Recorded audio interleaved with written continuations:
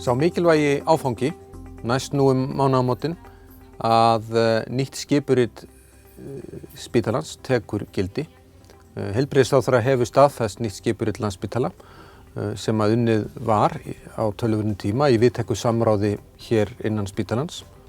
Formlegur undirbúningur að þessum breytingum hófst síðastliðinn vetur og síðan hefur verið unnið mjög mikil vinna í samráði við bæði einstaklinga, hópa stjórnenda og annað starfsfólks og einnig hefur álits bæði hjúkrunarráðs og læknaráðs verið leitað. Þá var ráðherra og ráðuneyti heilbrigðismála kynnt vinnan á ýmsum stigum og drög að því skipuriti sem nú liggur endanlega fyrir. Nýtt skipurit Landspítala sést vel á tveimur myndum. Önnur hefðbundin skipuritsmynd en þeirri síðar ætlað að leggja áherslu á þær víddir sem ráða áherslum í starfsemi spítalans. Þar sem nokkuð umfangsmikla breyting á skipuriti spítalans er að ræða, þá held ég að mikilvægt sé að útlista aðeins nánar einstaka þætti breytingana.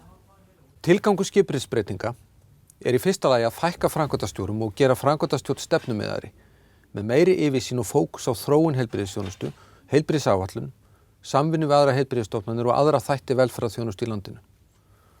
Í öðru lagi þá er tilgangurinn að draga úr kostnaði við yfirstjórn spítalans. Í þriðja lagi að draga úr sílómyndun og bæta þannig flæði og skilvirkni í klínískri þjónustu.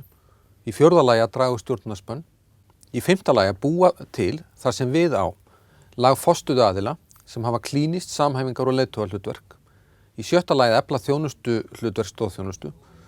Í sjöunda lagi að efla og skýra aðkomu spítalans að Hringbrautaverkefninu og í áttunda lagi að undirbúa spítalan undir það skipulag sem nýr meðferðarkjarni, rannsóknarkjarni og göngudeildarbygging krefst.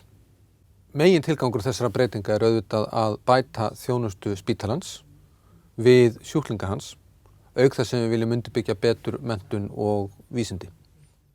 Megin breyting skipuritsins felst í því að starfsemi 7 klínískra sviða og rekstrarsviðs verður skipt á milli 3 sviða, meðferðarsviðs, aðgerðarsviðs og þjónustusviðs.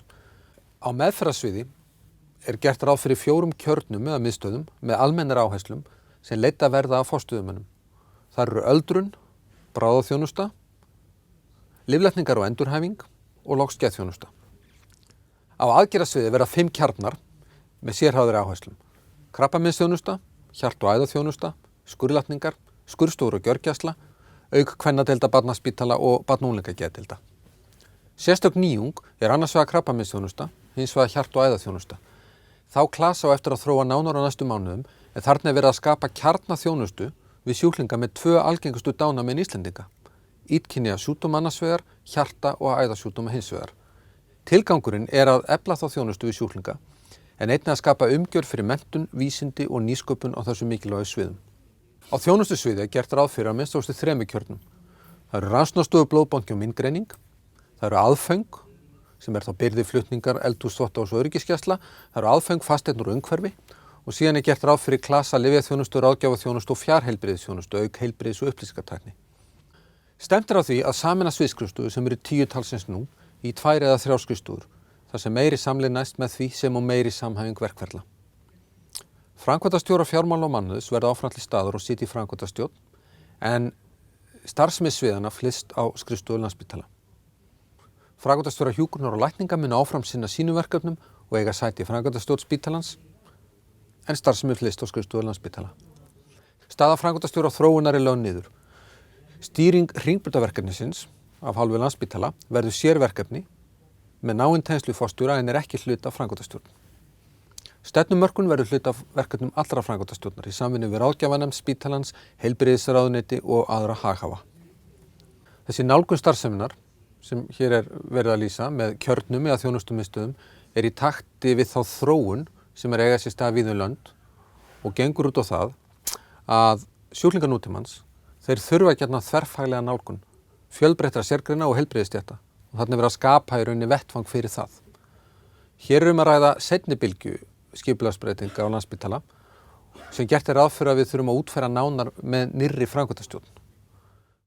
Tenging vísinda og menntunar er sérstakt áhersluatriði og hringskipuritið sem við drögum upp á að endurspegla það hvernig þessi kjarnahlutverk spítalans eiga að vera alltumlykjandi í þjónustunni.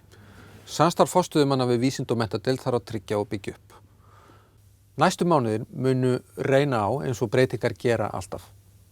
Nýju framkvæmdastjórar koma til starfa 1. október. Það tekur samt lengri tíma að endurskipuleggja þjónustu spítalans, skipta upp viðföngum og sameina skrifstofur. Fráfarandi framkvæmdastjórar eru í vinnu út október hið minnsta og munu áfram í mörgum tilfellum stýra sínum fyrri skipulagseiningum á þessum tíma breytinga. Ætlunin að skilgreina hlutverk forstöðumanna í október og auglýsa í kjölfari stöðu þeirra, en allt tekur þetta tíma.